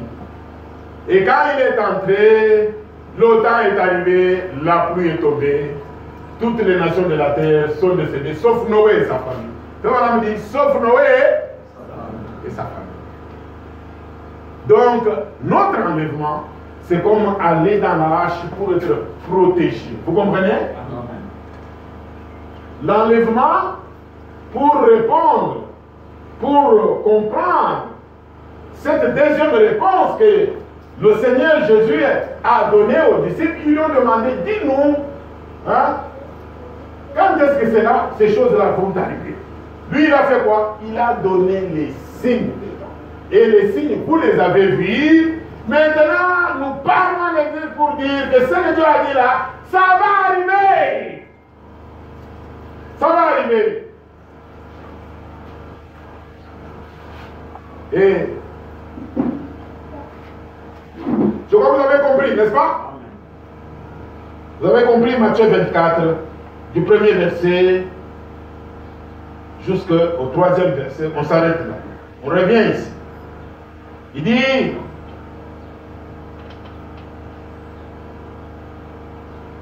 paragraphe 25. Le temps arriva où lorsqu'il lui dit à Nathanaël autrefois, parce que je t'ai dit d'où tu étais et comment tu t'appelles, ou autre chose, tu as cru cela. Le temps arrivera où les morts qui sont dans les tombes entendront la voix du Fils de Dieu et en sortiront. Et le temps arriva où cela devait avoir lieu. Et il se dirigea vers la tombe de Lazare, et les apôtres se tenaient là, se tenant tout autour. Jésus appela à la vie un homme mort depuis 4 jours, parce qu'il l'avait dit. Eh bien, mon ami, le temps arrivera où le temple devait être détruit. Le temps arriva pour la construction de l'abomination qui cause la désolation dont Daniel a parlé. C'est quoi? Les musulmans établis là où le temple de Salomon qui a été détruit. C'est ça l'abomination de la désolation. Les musulmans avec la mosquée d'Omar, il y a 3 mosquées à peu près dans les lieux, sur les lieux. C'est ce qu'on appelle le mont du temple. Ce qu'on appelle le mont du temple. Le temple a été détruit, mais il est resté un mur. C'est ce qu'on appelle le mur de lamentation. C'est là où vous voyez les gens prier. Il y a même des images où vous allez voir des frères, même le président de la République, en train de prier. Vous suivez? Donc il est resté seulement un vestige. Cela est déjà arrivé. Vous voyez, la construction de l'abomination. La construction de l'abomination qui cause la désolation dont Daniel avait parlé. Quand vous verrez les lieux saints investis, une abomination. Luc 21. Et maintenant cela a été assiégé. Le temps est arrivé et il s'écoule. Dont le prophète a dit, il y aura un jour qui ne sera ni jour ni nuit. Après toutes ces choses, il y aura un jour où il ne sera ni jour ni nuit. Mais au temps du soir, la lumière paraîtra. C'est ça la lumière. Amen. Alléluia. Amen. Nous avons la lumière, nous comprenons ces choses. Les autres ne comprennent pas. Les Arabes ne comprennent pas qu'ils sont établis sur les lieux saints et c'est une désolation, c'est une abomination. Et que ça doit être détruit. Et le temple doit être reconstruit. Et ils ne comprennent pas. Mais nous comprenons parce que nous avons la lumière. Nous avons reçu la lumière au temps du soir. Au temps du soir, c'est-à-dire au temps de William Branham en train de prêcher à l'ouest des États-Unis, à Tucson, à Shreveport, alléluia, à Chicago, à Dallas. Il est en train de prêcher là-bas. Où? Au pays qui est au soir, là où le soleil se couche. Alléluia. À Saskatchewan. Il est en train de prêcher dans... C'est chez qui là? Notre frère, là, au chemise Caro. C'est comment encore? C'est lui qui nous visitait parfois ici. Papa Maël, c'est qui encore? Là où il y avait les Catou et les autres, non? Chez Dibisco, c'est dans quelle ville? C'est Vancouver. à Vancouver. C'est madame a prêché là-bas. C'est à l'ouest de l'Amérique. C'est là où le soleil s'est couché. Amen. C'est là où le soleil se couche.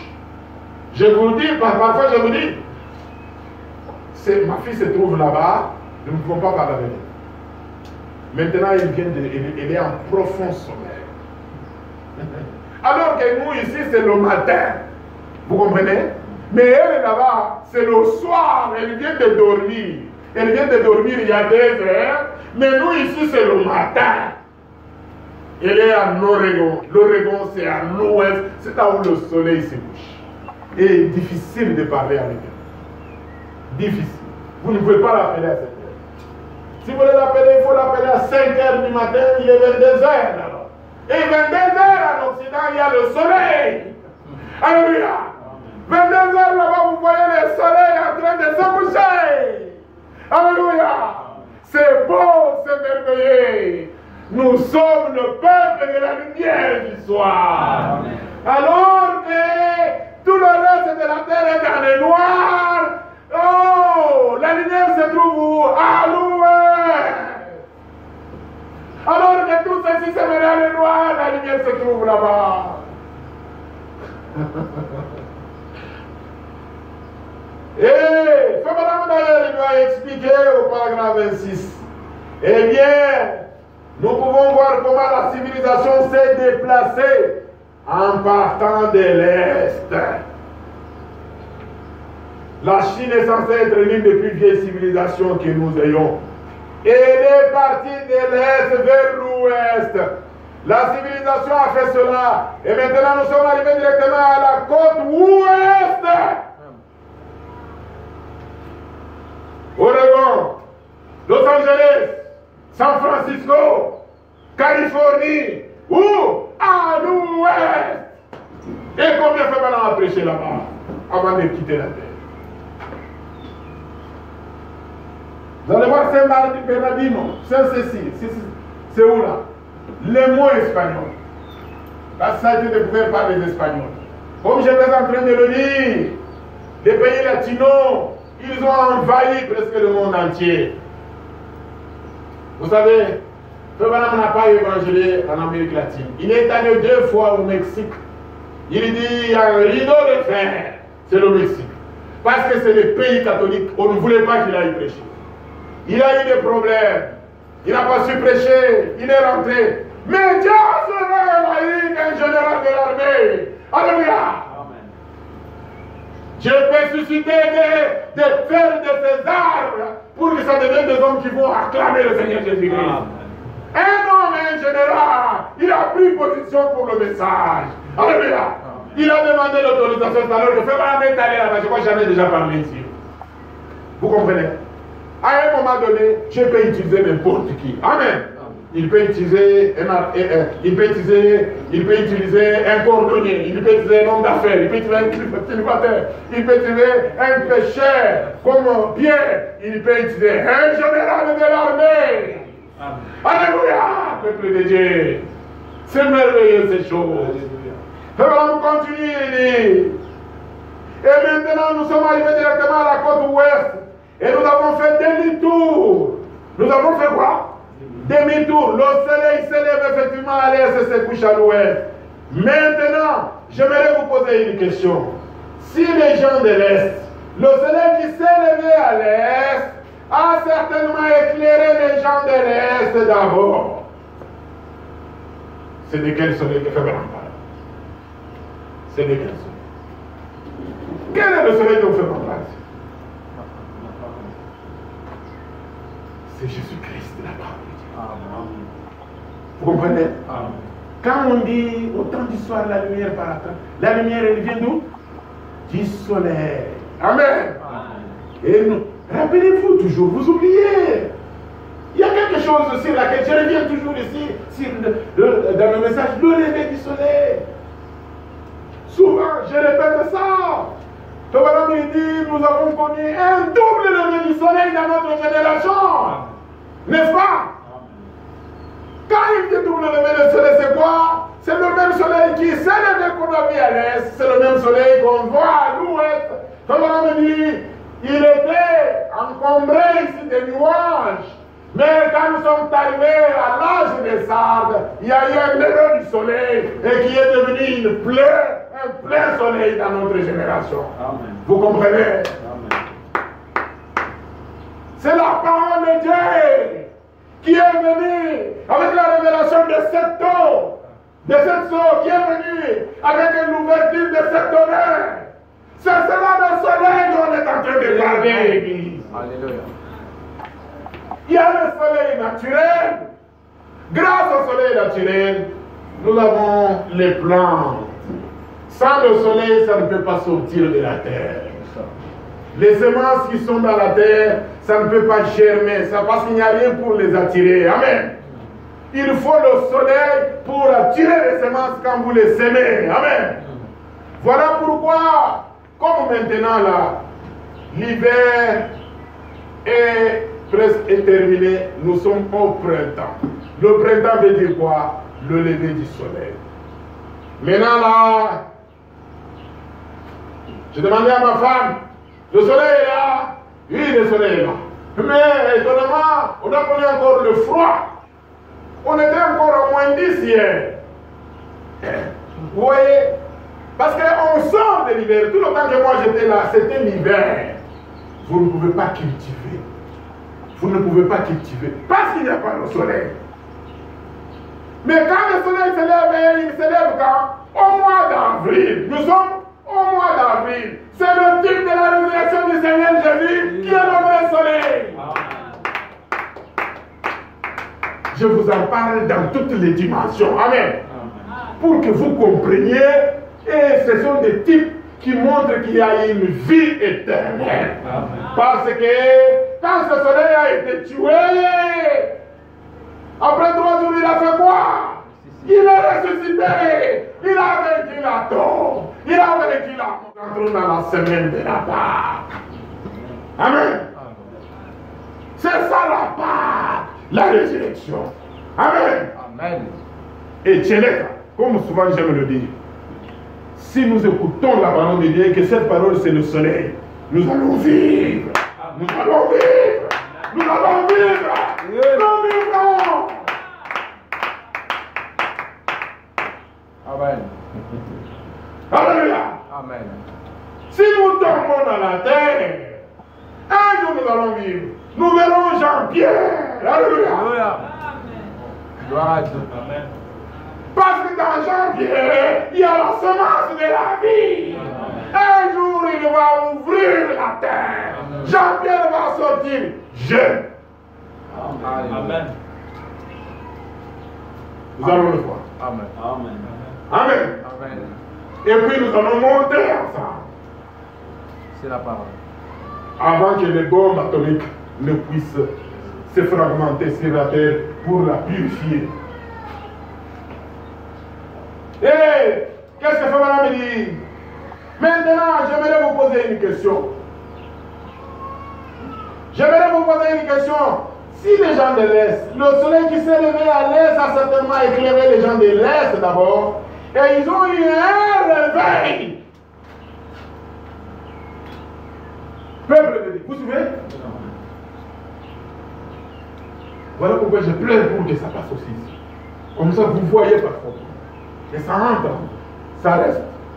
Que ça ne soit pas abstrait. Et écoutez ce que Fabien me dit. Vous savez ces choses, vous pouvez lire passer là. Vous pouvez écouter, on prêche et puis vous ne comprenez pas le sens. C'est très profond. Amen. C'est un message de Pâques d'ailleurs. Écoutez ce qu'il dit. Il dit ceci. Si les gens de l'Est, le soleil qui s'est levé à l'Est, Fabien ne dit pas Jésus-Christ. Il ne dit pas la parole de Dieu. Il dit quoi? Le soleil. Le soleil qui s'est levé à l'Est a certainement éclairé les gens de l'Est d'abord. Et ils ont eu un réveil. Oh, lui il parle du soleil. Et le soleil donne quoi? Est-ce que nous avons le réveil? Est-ce que nous avons le réveil? Amen. Alors si nous avons le réveil, qu'est-ce qui nous a donné le réveil? C'est le soleil. Alléluia. C'est le soleil qui nous a donné le réveil. Et c'était la Pentecôte qui avait été prophétisée depuis des années et des années. Comment Dieu allait inaugurer son église et envoyait un groupe de gens qui allaient accomplir des grands miracles et prodiges, et ce temps arriva pour que la Pentecôte ait lieu. Oh, vous deviez acclamer. Le temps arriva dans la chambre haute, et la Pentecôte est tombée, et le réveil a eu lieu, parce qu'ils avaient reçu le réveil. Amen. Vous comprenez? Et le réveil, c'est Jésus-Christ. C'est la parole de Dieu qui donne le réveil. Amen. Amen. Amen. Et ce réveil, il s'accomplit par le baptême du Saint-Esprit. Amen. Vous ne pouvez pas dire que donc ils n'ont pas reçu dans leurs âmes à la Pentecôte le baptême du Saint-Esprit. Ça ne marche pas. Ça ne marche pas. Ça ne marche pas avec la doctrine. Parce que Fabien nous a enseigné que le baptême du Saint-Esprit, il doit aller où? Il doit aller où? L'homme a trois sphères, n'est-ce pas? Il y a le corps, l'esprit et l'âme. Amen. Mais qu'est-ce qui parle dans la présence de Dieu? C'est l'âme qui parle dans la présence de Dieu, n'est-ce pas? Mais vous ne pouvez pas dire que là, la Pentecôte, quand ils ont reçu le Saint-Esprit, quand ils étaient dans la chambre haute, c'est-à-dire ils n'avaient pas écouté la parole de Dieu parce qu'ils ont entendu, et ils ont reçu le Saint-Esprit et il n'est pas entré dans l'âme. Alléluia. On a prêché des messages sur le baptême du Saint-Esprit. On a prêché 3, même ou 4. Il a prêché, et puis après, il a organisé des séries de questions et réponses. Vous comprenez? Femme enseigne. Un homme ne peut pas recevoir le Saint-Esprit s'il ne connaît pas qui il est. Amen. Ça, je dois taper très fort. Vous comprenez? C'est une grande contradiction avec la parole de Dieu. Vous suivez? Quand ils étaient dans la chambre haute, avant de venir dans la chambre haute, ils étaient où? Est-ce qu'ils avaient écouté la parole de Dieu? Qui leur a prêché? Le Seigneur Jésus. Qu'est-ce qu'il leur a dit? Il leur a dit, l'esprit de vérité, il est avec vous. Vous ne le connaissez pas. Hein? Si quelqu'un ne le connaît pas, il ne viendra pas à lui. N'est-ce pas? C'est ce que Jésus a enseigné, n'est-ce pas? Et il leur a enseigné, Philippe, tu ne me connais pas. Je suis avec toi, tu ne me connais pas. Alléluia. Il était enseigné, il connaissait qu'est-ce que c'est que le Saint-Esprit, c'est le Seigneur qui dit. Amen. Le Saint-Esprit, c'est le Seigneur Jésus. Amen. Amen. Mais il leur a dit, allez, ne sortez pas encore, attendez. Attendez la venue du Saint-Esprit.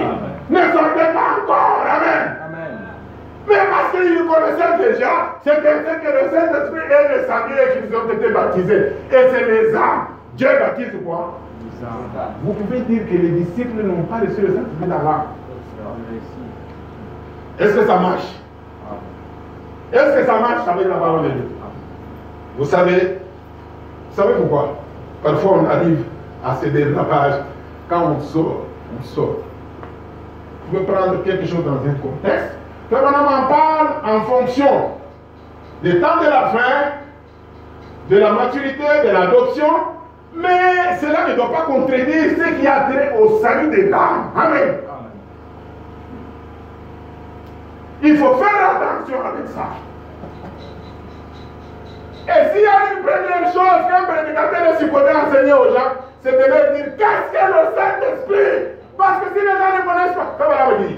La raison pour laquelle beaucoup de gens ne reçoivent pas le Saint-Esprit, c'est parce qu'ils ne connaissent pas qui il est. Alléluia. Alléluia. Amen. Et ça, c'est très important pour l'Église. Vous comprenez? Amen. Si nous contredisons ça, nous mettons la confusion dans le peuple des gens. Ils ne vont pas expérimenter. Ils ne vont pas expérimenter. Alléluia. Ou alors le pasteur ne comprend pas. Qu'est-ce qu'il est en train de faire? Où est-ce qu'il conduit le peuple de Dieu? Alléluia. Là, la crinière du lion s'élève. La crinière du lion fait quoi?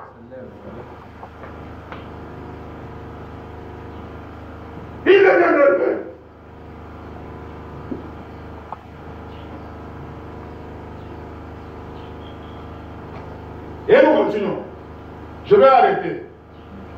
s'arrête bientôt là.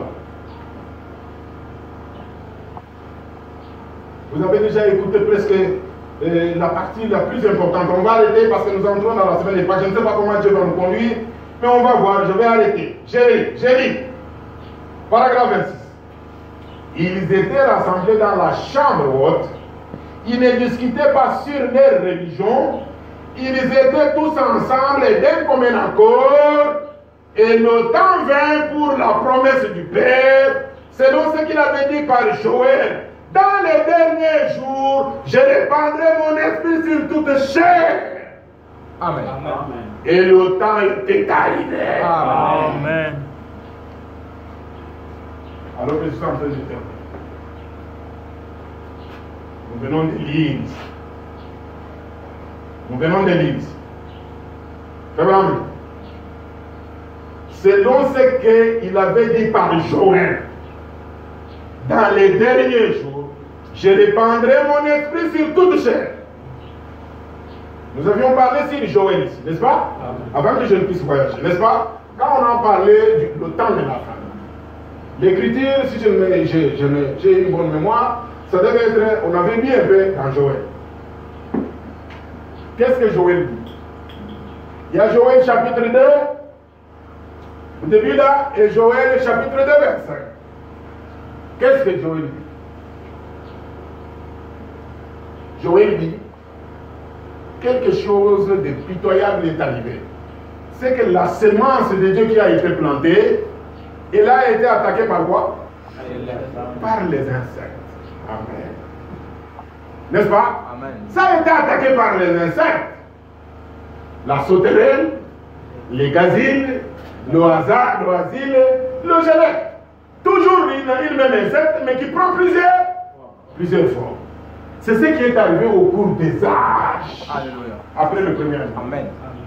Amen. Amen. C'est ce qui est arrivé après le premier âge. Vous comprenez? Amen. Amen. Amen. On a rongé la doctrine qui a été instituée par Jésus-Christ, par Paul, l'ordre de l'Église et toutes ces choses-là, comme vous les connaissez là. La Sainte Seine et toutes ces choses-là. Le mariage et le divorce et toutes ces choses-là. Ça a été rongé. Mais quand nous arrivons vers le verset 25, qu'est-ce que Joël dit? Joël dit, je restaurerai. Je restaurerai.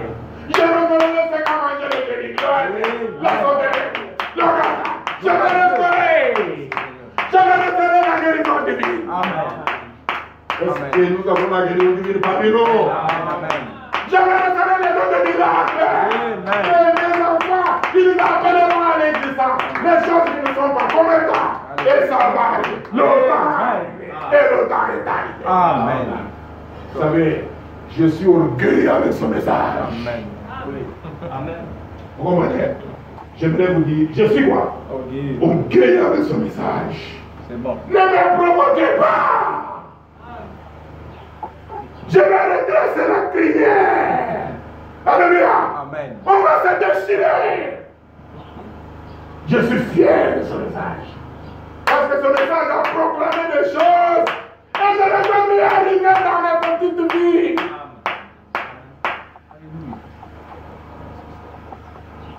Et ça peut faire qu'on se bouscule. Quand je dis je suis orgueilleux, c'est orgueilleux. La Bible dit, si quelqu'un pense avoir une autre opinion, qu'il puisse avoir une autre opinion par rapport à lui-même, pas par rapport aux autres. Aux autres là, c'est l'apôtre Paul qui en parle dans les évangiles.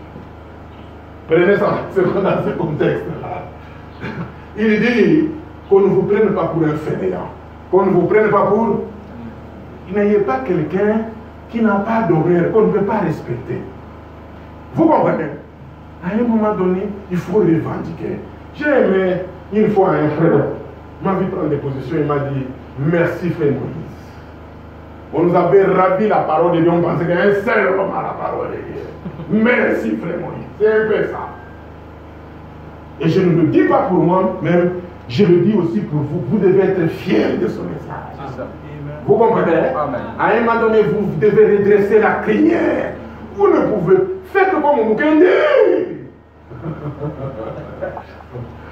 Alléluia. Faites comme Moukende. Je vais le féliciter. Si je le vois, il a pris une décision contre un pays et il est rendu. Vous êtes en train de m'accuser, vous voulez me jeter en prison pendant 8 ans parce que je m'attaque à votre système. Alléluia. Il a traversé la frontière et il a pris un vol. Il a atterri dans un autre pays, grande puissance. Ce pays, c'est une grande puissance. Mais ce pays a besoin d'être évangélisé correctement. On doit parler aux gens de ce pays correctement. Vous comprenez? Donc ce pays ici, c'est un pays puissant. Mais le peuple de ce pays ne comprend pas. Il ne comprend pas ce qu'il est. Il se déchire, il se divise, il se combat. Voilà pourquoi il n'avance pas. Qu'est-ce qui se fait sur la terre depuis plus de 100 ans sans que la République démocratique du Congo ne soit pas un centre d'intérêt? Quoi? Quand on a fabriqué les véhicules par les Allemands, en Europe, les bateaux par les Allemands à l'époque, ils ont fait des machines, mais il fallait le caoutchouc pour faire les pneus de voiture. Vous comprenez? Il fallait le caoutchouc de l'Équateur pour faire les voitures, pour que ça roule. Alléluia. Quand ils ont fabriqué des avions, pour que l'avion puisse atterrir, il faut le caoutchouc. Ça amortit le champ de l'avion. C'est ça venait de la RDC. Alléluia. Mais on est déçus de ce pays à cause de son peuple. Que Dieu nous donne. Que Dieu nous donne une plateforme où nous pouvons parler. Que Dieu nous donne. La fierté que j'ai pour ce message, c'est que je connais en rapport avec ce pays. Que Dieu nous donne un plateau pour qu'on se bouscule avec les gens. Comme Bonzal pouvait dire, vas-y, ils sont en train d'empoisonner les gens d'émission. Bonzal va bomber à tous. Et Fabara ne voulait pas. Mais Dieu a soutenu Bonzal. Il est allé là-bas, il a fait la démonstration de la divinité, il a fait la démonstration de la guérison divine.